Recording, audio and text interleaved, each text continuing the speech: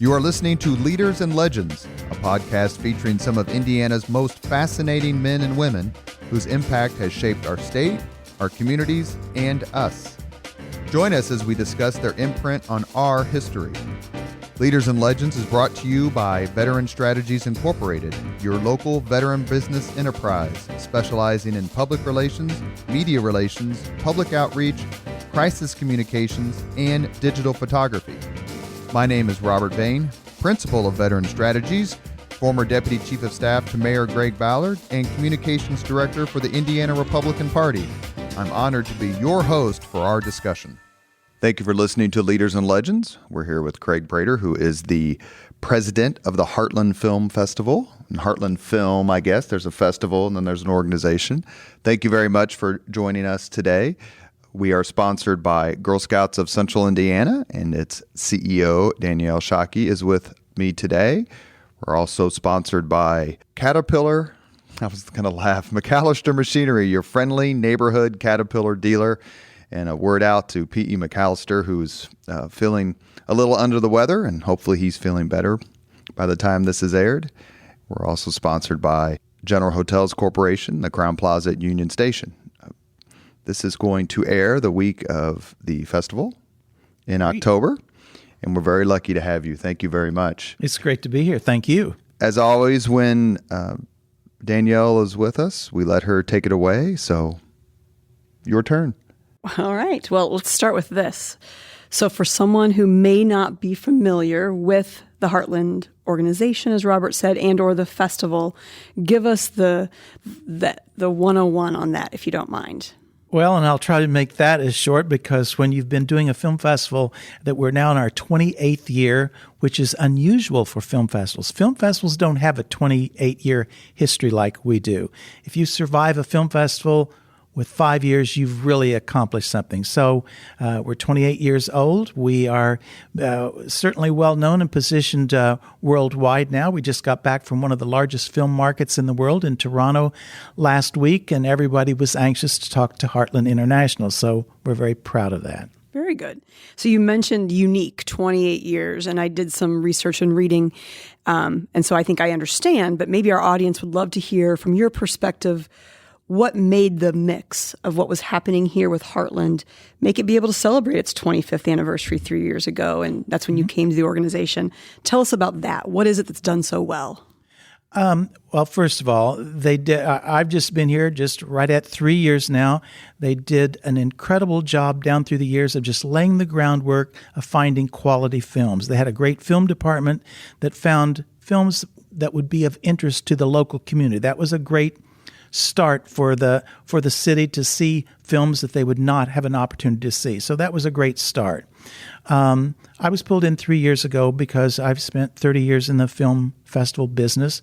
So, when you reach a certain age, you've got some connections that you can pick up the phone and feel comfortable in twisting some arms. So over the last 3 years, we've added the International Film Critics and Journalists Association that now comes in and endorses us, the Academy Awards of the Arts and Sciences, which is the Oscars. They endorses and sanction us.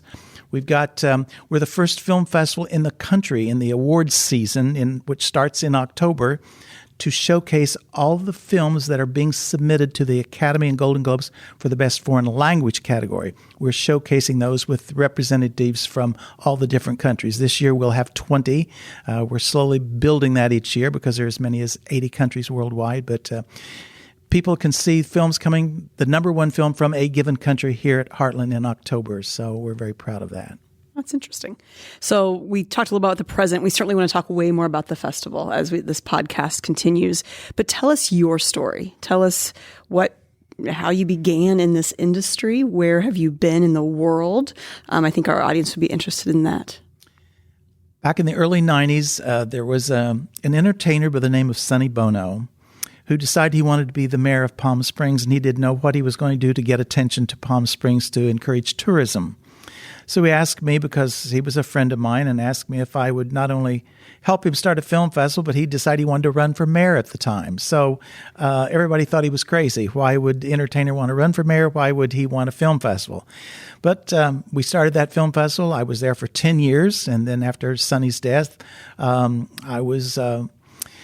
was twisted to move to Bangkok, Thailand for 5 years, where I worked for the Royal Thai government, producing and directing their international film festival.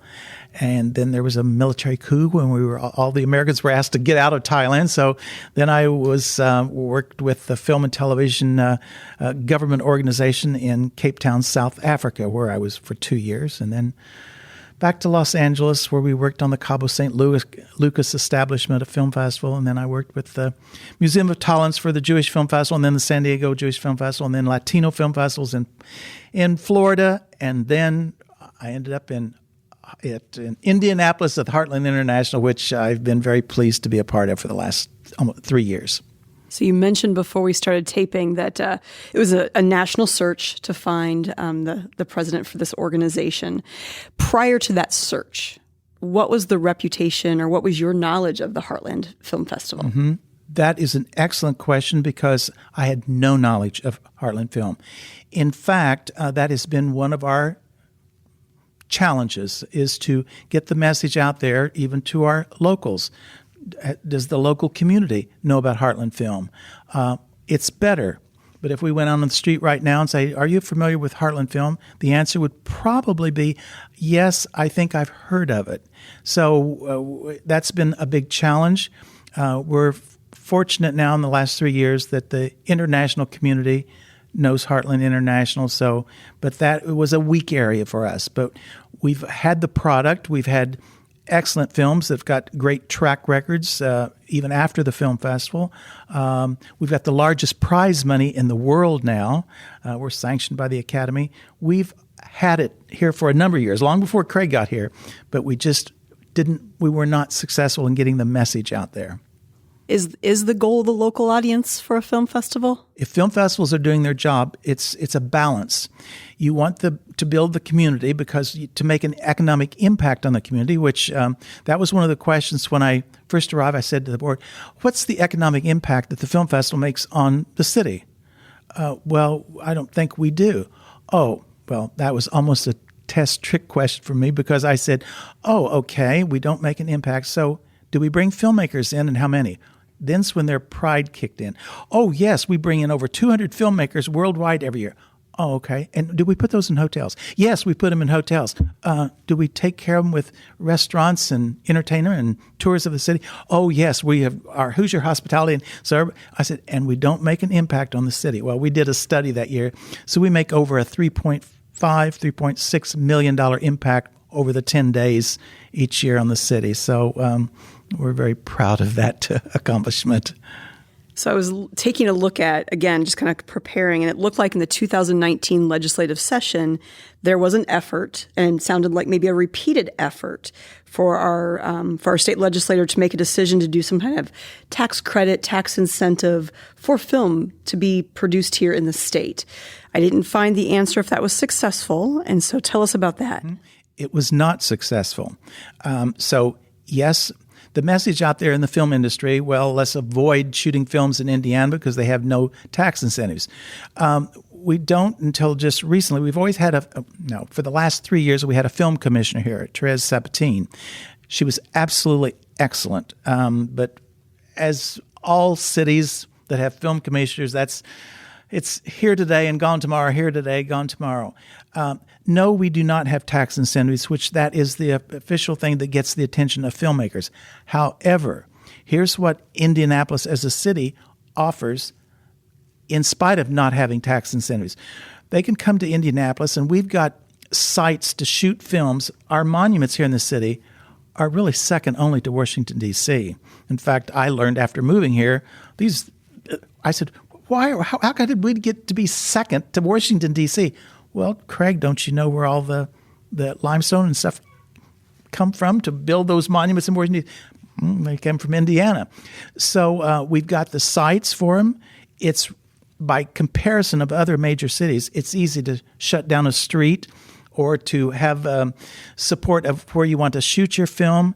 And there's the Indiana Filmmakers Network here in the state, that they have all the resource, the manpower, the woman power, the bodies to help produce a film. So it's here. It's just that you have to come in and start asking questions and ask for the favors. So do you anticipate that will come before I think I read we're only one of 15 states that doesn't have the incentives. That becomes a political issue, and I can never predict politics, even though I'm a political junkie. So I'm not sure of that. Okay. Well, sorry to say, I will always be supporting those efforts. Sure. So most other guests on this podcast were lifelong leaders and legends within this state or within this community. So I think, Robert, correct me if I'm wrong, is Craig one of our first guests who is recently transplanted, having been here 3 years? That sounds accurate. Okay.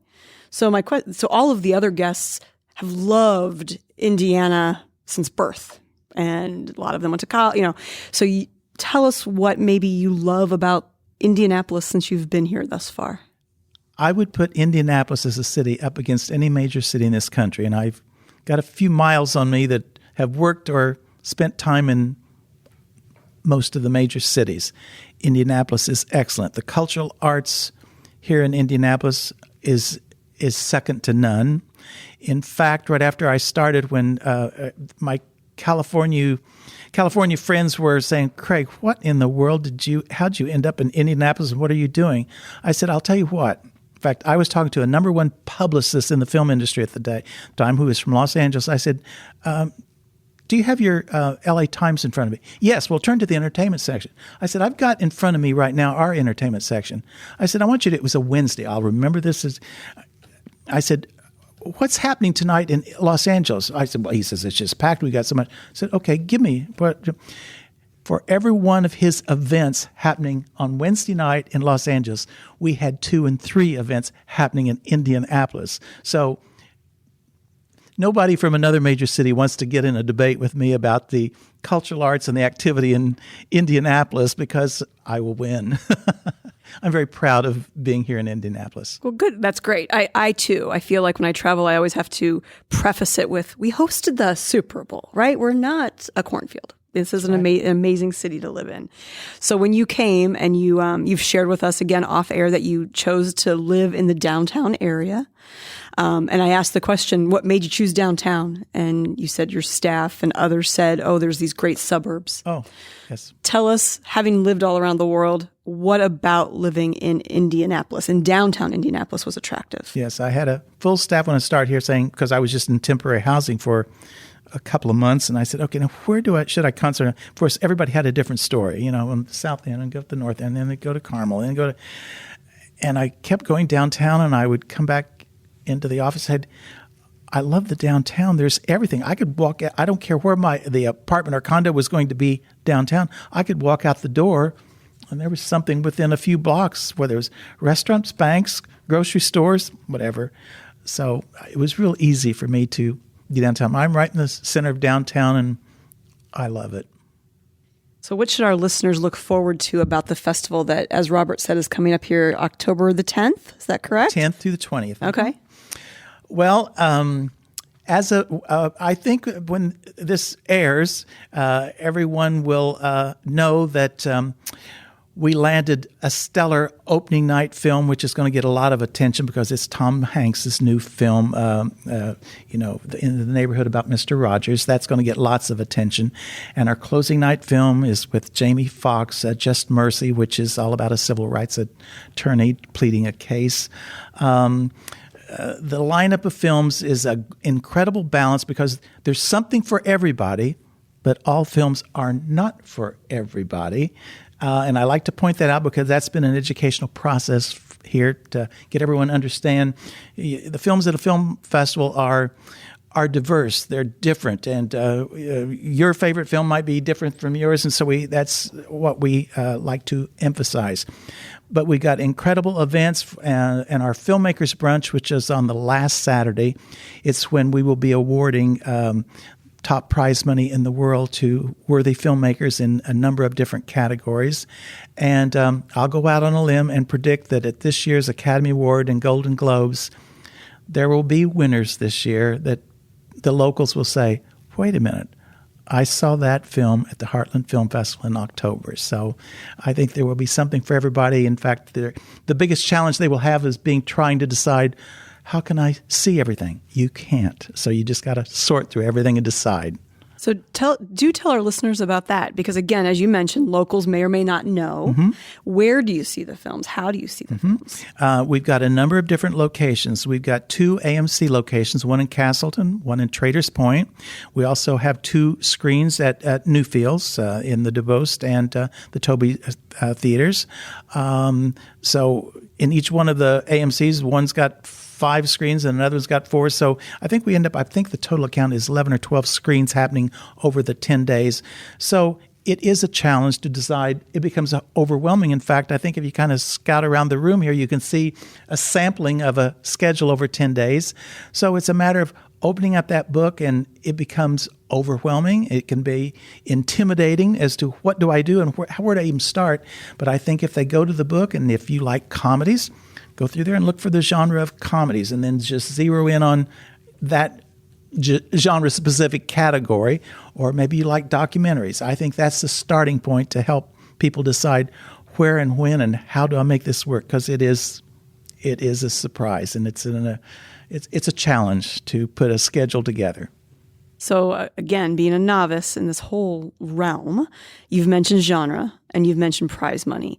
Talk to our listeners about what are the various, obviously comedy, but I've also read many movies at film festivals are designed to have a social or an education purpose. Yes. So tell us about those categories, and what do you mean by prize money?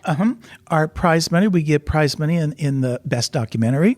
We give prize money in the best narrative. This past July, we gave the best prize money for the best short film. We also got a civil rights focus. What else have we got? Just a number of different subjects of different levels of categories. And our prize money ranges everywhere from $2,500 to as high as $25,000. So in the course of the year, we're giving away over $100,000 a year. And I think the last count was over the last 27 years, it's been about 3.6 million that we've given away in prize money. You mentioned the civil rights focus. Is there ever a foci that changes from year to year? I'm thinking next year's the 100th anniversary of the 19th Amendment and the suffrage movement.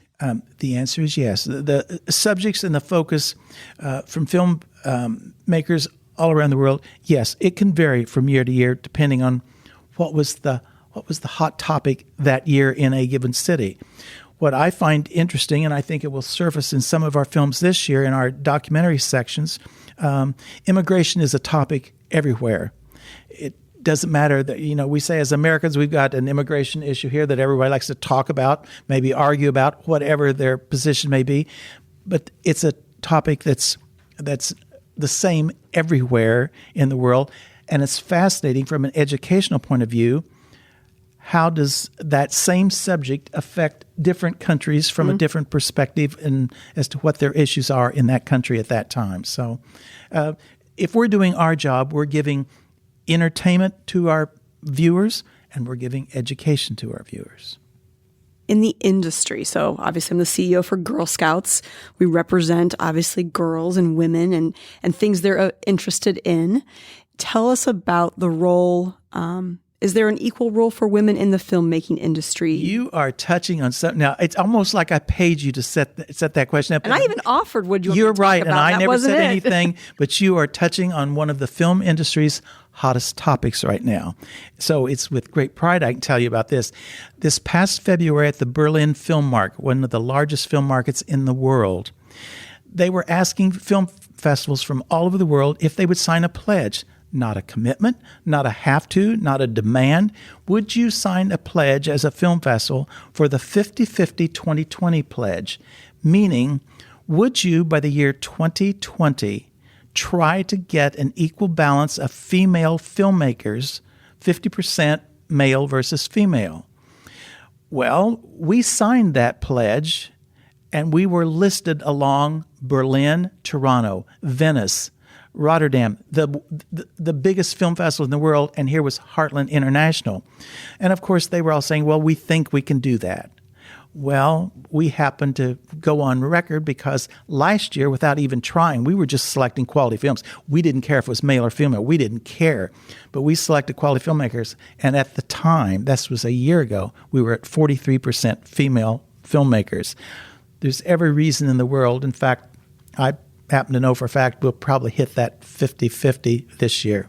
Congratulations and thank you. That's amazing. Well, it's a pledge that film festivals all over the world are making. And in fact, at the film market last week in Toronto, two leading, I won't give their names, but two leading international film festivals were in a big contest argument about were they going to be able to hit it, and you're not focusing enough on women filmmakers.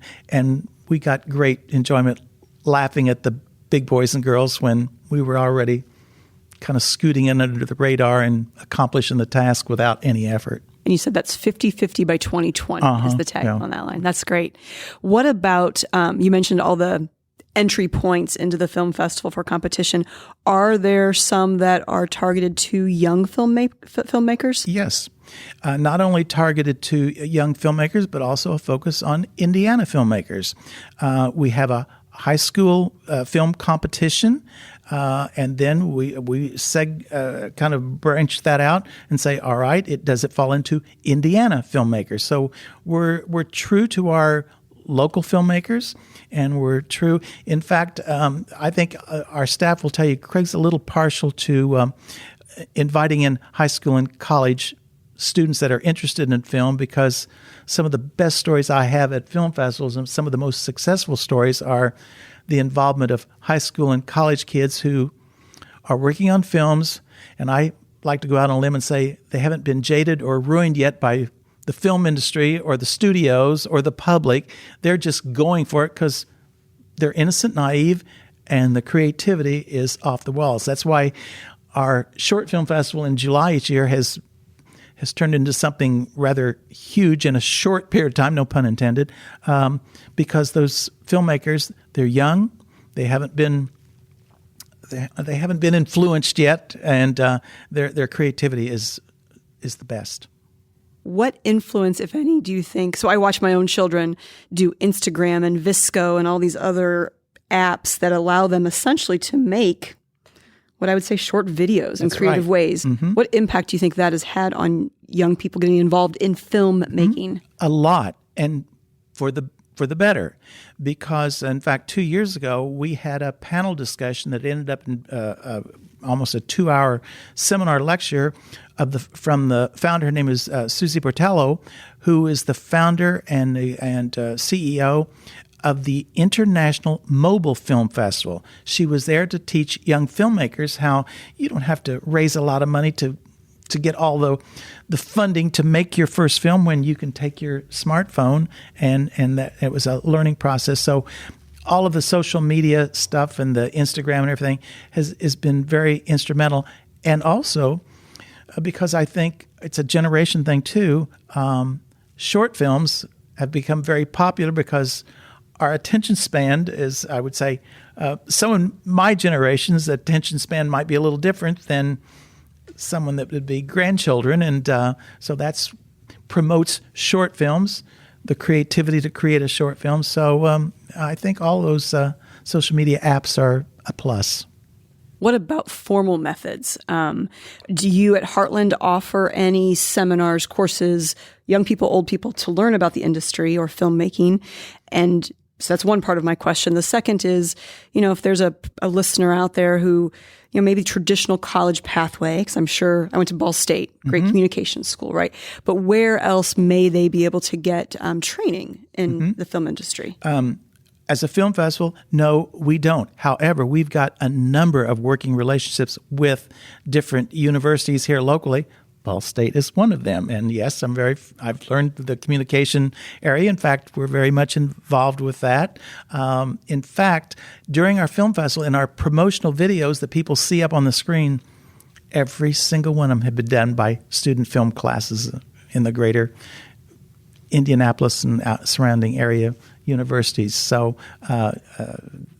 we encourage that because, in fact, on opening night at the red carpet, lining that red carpet right alongside all the major press and media people, there's university students standing there with their cameras and their reporters getting the experience right alongside the experienced people that have been doing it for years. All right. So I want to pause and see if Robert wants to get a word in or a promo or a something. You're good? Okay. So I want famous people. I think I was looking at people who have attended the film festival. I think our listeners would be interested to know right here in, little Indianapolis, who may be in town that is just interesting, or who has been in town that we may have not known was here. Well, 2 years ago, we had Rob Reiner here, and I was anxious to see how Rob Reiner would play in Indianapolis, and our audiences here just loved him. So he was great. We're going to be giving a Lifetime Achievement Award this year to Cloris Leachman, which I think a lot of your audience would know. And then we've got a section of films that are anniversary films, anniversaries of everything from 5-year anniversary to as many as 80 years. We're doing the 30th anniversary of Brendan Fraser's film, The Mummy, and I learned that Brendan Fraser was an indie boy. So he's going to be here to promote the 30th anniversary of his film, along with international film critic and interviewer Pete Hammond from New York. So very good. Very, very interesting. All right. So the 10th through the 20th, correct? And so I think we mentioned at the top of the podcast, there's other things, and you've kind of alluded to the short films. Mm. What are the other projects that are year-round projects for Heartland? Mm-hmm. We do what we refer to as our road shows and our best of fests. So right after the film fest is over, we start planning for our best of fest. We do it in Franklin. We've got other ones that we're working on. Possibly Carmel, that we do films that won awards at our festival, that we do programs during the course of the year so people can say who we are and what we do, so that we'll encourage them to show up in our annual events each year in July and then in October. So we're pretty active year-round with our film programming. And so the Heartland is a 501c3, a nonprofit. Correct. I think that's also potentially interesting. So talk about ticket prices. Average public can afford to come see the films. Why a nonprofit, and what does that mean kind of for the community and the business of what you do? Nonprofit, most film festivals are nonprofits, and that, like any nonprofit, it has its set of challenges. But our prices are very affordable. They will run anywhere from as low as $8 for a film to as high as $15. Some of our special events for opening, which is parties and interviews and Q&As and everything, could run as high as $40. But basically, our average ticket price will run around $13. So I think that's affordable for everybody. But does that pay our expenses each year? Doesn't come close. In fact, we did a study last year, and we put it up on the screen, saying to people, we'd like for you to consider financially help the film festival, because your $13 ticket is what we're getting for that seat you're sitting in, but that seat is worth about $70 for the same. So you're getting a $13 ticket that's costing us about $70. No, and I think about entertainment, that price tag does not seem unreasonable. I don't think so. I just bought my daughter a ticket to see Dora the Explorer movie, which I'm sure is not winning any awards, and it was $12. So. Sure, yeah. And the thing to it now, we got different types and sections of films in the lineup. However, the majority of those films that are a part of our program, you'll never be able to see them ever again. A very small percentage are picked up by distributors that will show them in our local theaters after the film festival. It might show up a year later. The exceptions would be things like our opening, our closing, and some other ones that are scattered. That is done for promotional, getting attention purposes only, because they're already in distribution. They're going to be in the theaters in a few weeks. So that's just for publicity purposes. There's a lot of people that are not interested in an international film festival for a multitude of different reasons, but they will turn out if they think they're going to see a well-known celebrity that's there for a film that they would see possibly the next week in the theaters. Sure. No, I think that's part of the fun of it, right? Is, yes. So what do you think, what has the Netflix and the Hulus and the on-demand and all of those channels done for or against, if you will, the film industry? It's caused a new set of challenges. When in today's world, when let's say staff or people in the film industry can get rattled by, Netflix, now how does that do? Because not all commercial theaters can show certain formats of film. So that causes a whole different ballgame. But here being the oldster on the block, I find a little bit of humor in that. And the changes and the challenges are not frightening to me, because I remember when the film festivals would start, and one of our biggest challenges was lifting that 75-pound film can to get it into the projection booth to see if it could be loaded on the projector. So now, talking about new formats of films with Netflix and everything, so be it. Who knows what it'll be, another 2 or 3 years from now. It'll be something different. And I would say, and maybe this is just my own experience, I've been more willing to try watching different genre of movie than I ever would, because it's in my house, it's for free, I could stop it if I don't like it. And so it's actually probably caused me to pay attention and go to the theater for something I may have not gone before. That's right. So I think there's probably a give and take, sure, to that. We had fun this past year because so many of the films, and it'll really happen this year, when the award season comes back, and sometimes people are watching television, see the Academy Awards or the Golden Globes, that they may not even be involved with watching films other times, but they might watch the award show on television. We had fun last year because right after the Academy Awards, the next day in our office, our phones were ringing off the wall. You guys probably missed it, but did you see the woman that accepted the Academy Award for...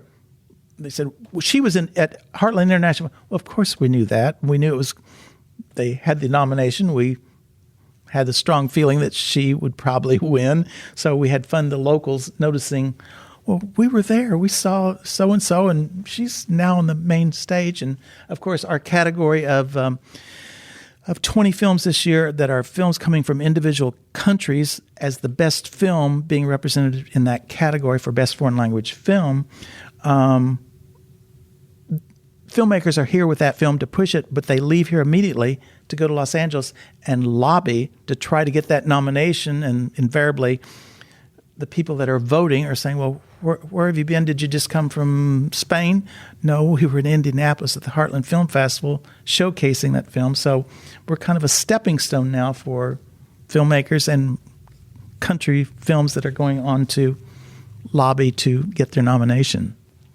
Have you yourself been able to attend the Oscars, the Academy Awards, some of the shows you're talking about? The answer is yes, and I would rather sit in my living room and watch it on television than trying to fight in the seats that no. Television is 10 times better watching those award shows than trying to see what you can see in the audience. That's my opinion. You're listening to Leaders and Legends, a podcast presented by Veteran Strategies and sponsored by Girl Scouts of Central Indiana, McAllister Machinery, your friendly neighborhood Caterpillar dealer, and General Hotels Corporation, Union Station, Crowne Plaza downtown. You mentioned earlier the short lifespan of film festivals. What is the cause of the brevity? Mm-hmm. It's all financial. Different cities, I'm not zeroing in on anybody. Any small, medium, large city across the country think the answer to get attention and pull in dollars to the city is a film festival. It costs a lot of money. Those new films are not cheap. The publicity to get the message out there is not cheap. The rights of a film are not cheap. Everything costs money, and I think there's a lack of understanding of everything that's involved to make a film festival survive. So they try it one year, They think, well, we didn't do well, but that was our first year. Let's give it a try the second year. And if they survive the third year, they're lucky. And very few make it past 5. And so how has Heartland? Heartland has done well because they were successful with funding sources. Indianapolis has been as a city, has been very, I'm not going to say the city funding, I'm going to say individuals, donors, grants, funders, endowments, foundations in the city are very generous to us. So that's what has kept our doors open.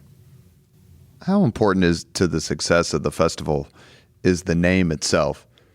It could have been called the Indiana Film Festival or the Hoosier Film or Indie Film, but the name was, I think, meant to be more of a statement, because you would necessarily think of the heartland of the United States as an entertainment capital, even though Chicago's not that far away. But it appears to be an industry dominated on the coasts. And so, in your opinion, has the name been helpful to draw in support and attention that otherwise wouldn't have come? No. You probably got a surprised answer on that one, but no. From the international film industry perspective and position, it has not necessarily served us well because, and again, this could be, depending on to whom you've asked that question, there could be a perception when you say Heartland, what does that mean to some people? Well, does it mean flyover to some people? Oh, yes, it does. In fact, but I'm going to say real quick, well, Indianapolis when you say a flyover, well, it also means here's this event, whether it's film, entertainment, concert happening in New York, and they're going to go to Los Angeles. I'm giving you just 2 major cities. It's not a bad stop to stop on the way. If you've got a weekend here, stop here. I am surprised and shocked at the amount of entertainment and things happening in the city in the middle of the week. Well, I have reason to believe, Also, you're touching on something else. We're known for our Truly Moving Picture Award that's been around since day one. And it's films that are given to us from major studios. I couldn't understand why studios gave Heartland films to screen when studios don't like film festivals. We're a thorn in their side. Because of the independence? Because of the independence. Because we show independent films. We're showing films this in 3 weeks here that studios we're cramping their style. We're cramping the film distributor style. We're getting in the way of the theaters because of commercial screenings and plan. So I thought, why do studios come to Indianapolis to offer Heartland Film these films that will ultimately be major films in studios? And they're basically using us as a judgment or an evaluation if a major film that's out there right now comes to us as a truly moving picture evaluation, we vote on that to see if we're going to give it the Truly Moving Picture Award. And explain the Truly Moving Picture. It's a film that makes a statement to an individual that either moves them or they leave thinking about it. Did I like it? Why didn't I like it? Why did it move me in some way? Was it educational? Was it entertaining? It affected me in some way. The studios want to know how we're voting, and even though their film may be in the theaters the very next week, they're deciding, if Indianapolis people like that film, maybe we better dump a few more $1 million in the promotion of that film to get more people to go because they like it in Indianapolis. Or if we say, this doesn't work, they're going to start pulling back. That doesn't mean they're going to cancel their distribution deal at a theater, but they might not be spending millions on the promotion on the radio and televisions because the ratings here, according to our people sitting in the audience rating, that wasn't a number 1 rated film.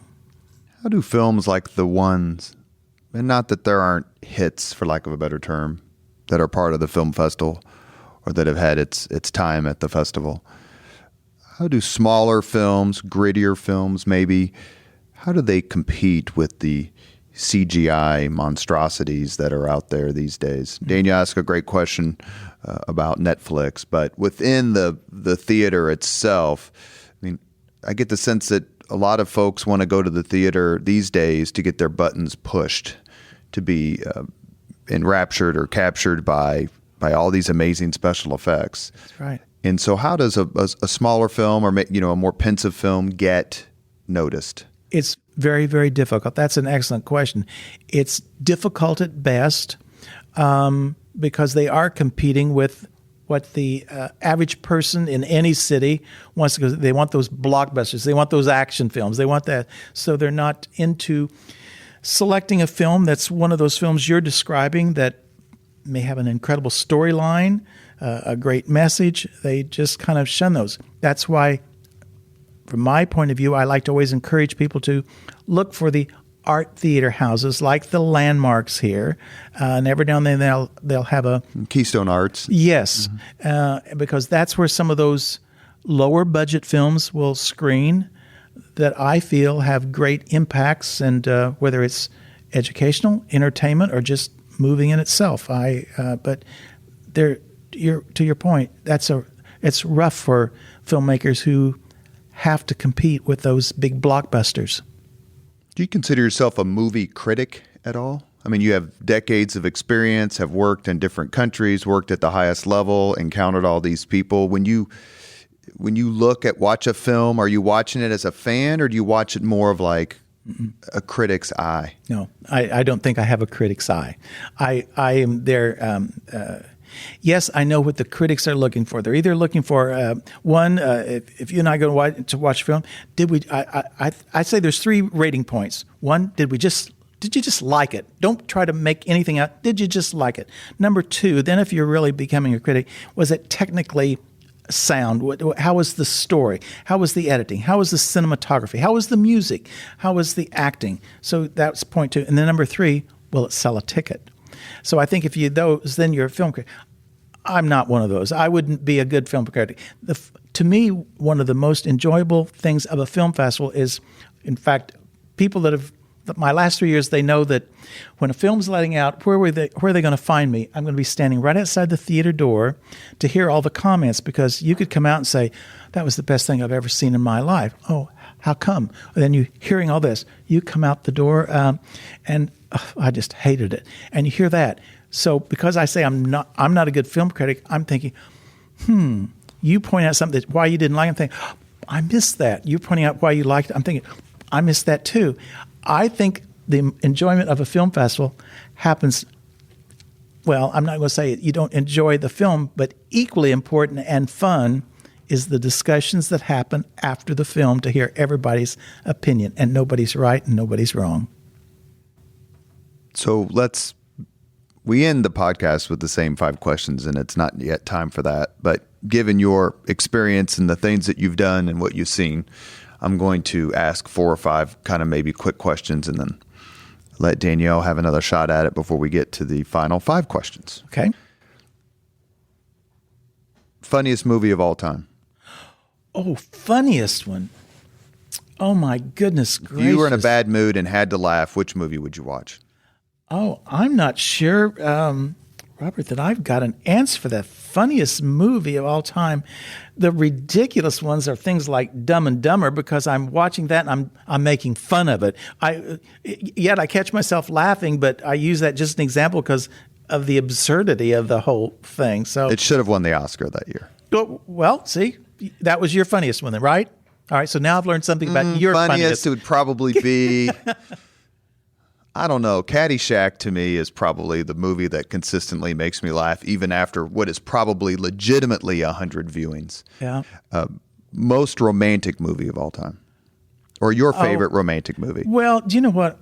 I keep going back to wasn't it Annette Bening in American Beauty? Wasn't about the president? Wasn't that the one? American President. American President. Thank you. American President. American Beauty was. Well, yeah, that was another story. I guess yes, it depends American on your President. version of romance. Yeah, right. Yeah, really. But yes, I just thought Annette Bening in that. I thought that was interesting because I don't know. That was just kind of a modern love story that I caught my attention. If you could sit down with any actor or actress from days gone by and have a lunch, just chat about movies and life and experience, is there a particular actor or actress who tickles your fancy? Now I'm dating myself because I've met and certainly met my share of actors down through the years, but because I sat and had pizza and beer with Sonny Bono and Sophia Loren, I will just be a kind of a memory that's stuck in my mind because I watched the two of them laugh and make fun and say things that all of us would say, so they weren't on a pedestal in any way, and I just felt like that was something I will always remember in my little storybook of things. So I would have to say Sophia Loren. And as an ironic kind of a silly thing, I have this new pup at home now. Guess what her name is? Sophia. And she's still alive. She's still alive and still as glamorous as ever. She does look great. I would have to say there's so many, but if you had to choose someone alive, if you had a chance to sit down for a dinner with Olivia de Havilland, who was still alive at 102 years old, I don't know how you would pass that. That would be hard to beat. I totally agree with you. You mentioned the Oscars earlier, and I hate to sound like I guess this doesn't necessarily make me sound like a right-winger, but I stopped watching the Oscars after Saving Private Ryan did not win Best Picture and lost to Shakespeare in Love. And do you get the sense that Saving Private Ryan to me is one of the greatest movies of all time? It's absolutely fabulous. And Shakespeare in Love was an afterthought. Is there a cultural divide between, without getting into politics per se, a cultural divide between the elite cities where a lot of these films are made and decided and where we're sitting right now in Indianapolis and other places? No. You don't think, let me rephrase that. To get the answer you want? No, because I want to make sure, because I agree with him, because I think that the studios are going out of their way to make grittier films that are more reflective of everyday life. But there is a group of people who do believe that the elites are in charge and they're ignoring what's happening in the heartland. And I think a lot of these more independent films are being made to address that imbalance. Do I feel that there is a group of people? I wouldn't call them. I wouldn't refer to them as the elites, because when I hear elites, I automatically think the rich and famous, the powerful people because of rich and fame. And I could give you a number of very wealthy, influential, powerful actors that they're just the wrong. They would not even fit into that elite category because they could sit here and chat with us and have coffee and drink a beer and just be as everyday. So they are the ones that are fighting the establishment that you're referring to. That is there, and I think a lot of that is. I would, instead of saying maybe the rich and famous, I would say it's the powerful, big money studios that are trying to drive for financial gain. Because the big example in the last few decades is The Last Temptation of Christ, which was has its history as being, we're not sure if we want to do this sort of film. We're not sure if we agree with the message. And Mel Gibson did it by himself, and it made $1 billion, roughly. Yep. And so that was more of the attitude where people want to see a certain movie. They're not getting a certain movie. And so is there a way to give people what they want? And does a festival like Heartland help convey that message to the people who get to make the bigger decisions on the coasts? A film festival like Heartland and any film festival that's doing their job is offering you a smorgasbord, a catalog of films that allow you to find that type of film like you're describing that you want, but that doesn't mean it's just that. I will tell you that in our lineup this year is a perfect example. We've got that down-home, feel-good, warm and fuzzy film for that audience. We've got 2 or 3 very religious-oriented films that some people might agree with, and they've got different positions in themselves. And I'd like to come back and tell you a quick story about that. And then others that are just strictly educational. We do not take a position politically or religiously about films. We're showing quality films. The viewers, the audience they're the ones that decide that. And I'm really maybe very firm on, I'm going to give you an example that happened here just a few weeks ago. Right after Indie Shorts, I had a lady come to the door, insisted on seeing the president of the film festival. We want to see this man that's responsible for putting that Muslim film in the short lineup. So I went out and talked to her, and she said, "How dare you put a film about Muslims in your film festival? You are insulting the Christians and the Jewish people in Indianapolis." And I said, "Did you see the film?" She said, "No, but I heard all about it." I said, "Well, it was endorsed and sanctioned by the Jewish Center here in Indianapolis. And that person that you're referring to happens to be from Indiana, and he was a former Ku Klux Klan member who went to put together a plan to bomb the local mosque here in Indiana, and he fell in love with the people, and he went from being a hate-mongering bigot, falling in love with the Muslims, and he become a Muslim. He does nationwide tours now preaching love." So I said, I think, and of course, before I even got that whole thing, she was out the door. So we're here promoting different types of film for different people that have different tastes. Hell hath no fury than a person who wants to remain ignorant. What was the name of the film? It was The Muslim Story. It was one of our short films that won awards. It was a short film. It was preaching all about love. I mean, this fit any category you wanted to put it in, but it was still about the love message. So we were proud to show it. Well, congratulations. Hopefully, maybe she even became converted. I mentioned Temptation of Christ earlier. It was Passion. Last Temptation of Christ is the William Dafoe movie from earlier. Do you have one more or two more before we do the 5 questions, Danielle? I have a 2-parter. All yours. All right. So my question was going to be, have you seen all the films in the lineup for this year? The answer is no. There's over 200, I believe, is the final count. So the answer is no. I've seen my involvement here at Heartland has been because we are recognized each year in the top 50 film festivals nationwide in our selection process. We have a 3-layered process of one group of film viewers, they rate it, and then it goes on to another group, to the third group, and then it ends up in the film department.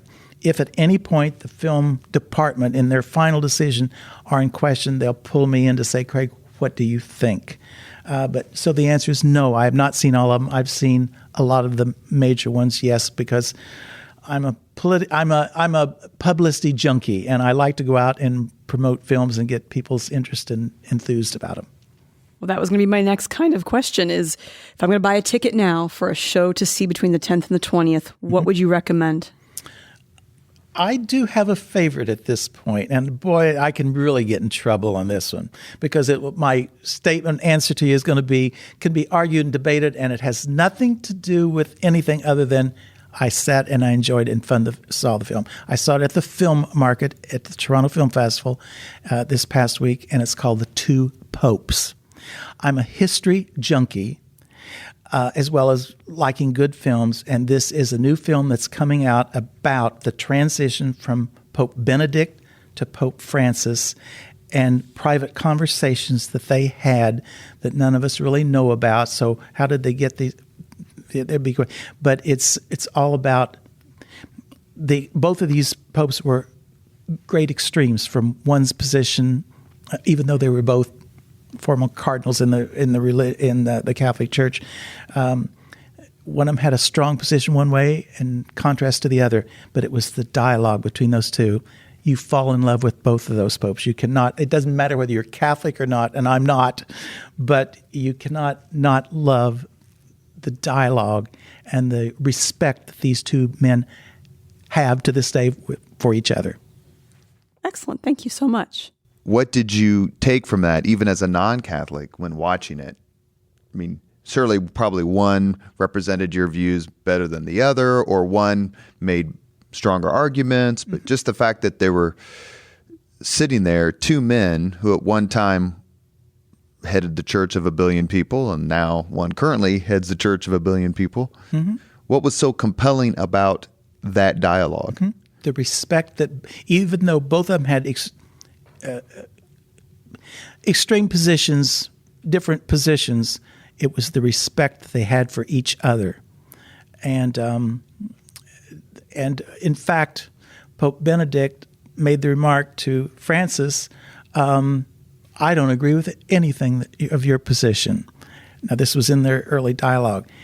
He says, but I respect what you want to happen for the Catholic Church. So even though they had different beliefs, my takeaway was the respect for each other that they had. So, living in La La Land, I'm thinking, why can't everybody just be like that? You don't have to agree with everybody's position, but you still ought to have some respect for a difference of opinion. What's wrong with that? Here at the Leaders and Legends podcast, world headquarters, we're trying to have fun, comfortable conversations where we learn a lot. And I can definitely say that I know a heck of a lot more about the festival and its impact after this hour than I had previously. I want to speak for Danielle, but it's amazing.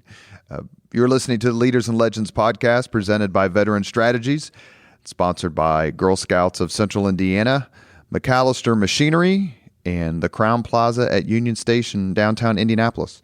We end the podcast with the same 5 questions to everybody. You ready? I'm ready. I don't have my paper in front of me, so if I get them wrong, Danielle, you tell me. What was your first job? Oh, now, I don't think anybody's ever asked me that, but I did have a first job, and you can all laugh, and people that are listening say, oh, that man is crazy. My first job was cutting yellow thistles out of a cornfield. I got 1 penny for every 100. Actually, the people in Indiana will understand that better. So many youth here did corn detasseling. So that actually means something. I understand in Indiana. that too. Okay. So were you in Thailand? Did you help make Nikes for about the same wages? No, because the film festival there was financed by the Royal Thai government. So I was basically an employee of the Royal Thai government. What was your first concert? Oh, the Rolling Stones. When? When? Oh, back in the early 60s. Early 60s? Yeah, remember, I was listening to you throwing out some dates earlier. Remember, I was graduating from college before you were even born. If you could recommend any book for someone to read, which book would you recommend? The same book as I would say the movie, and it's To Kill a Mockingbird. I'm just a junkie of that film and that book. And the book and the film are under fire. Yes, because the new film did a rather different approach to the film. So I'm not going to say I'm a fan of the new article, but I would argue and debate why why the book should be under fire, because I think it was a warm and fuzzy film to me, and it's hard for me. I just don't see color. I don't see religion. I don't see any of these things that people put as barriers to why I wouldn't like different people. If you could witness any event in history, which event would you choose? Oh, easy answer for that. Remember, I was a college student in the 60s, so I was one of those campaign people for civil rights. So you'd want to witness? I did witness all that picketing and fighting in the South. I was there saying, why? I don't care what color you are. Why aren't you sitting right here with me at the same counter? That was me fighting. And so we've had some of that on Leaders and Legends. We've had political leaders from different parties, and actually we have a couple more coming up. My friends are also diverse with all political parties and all religions. I wouldn't have it any other way.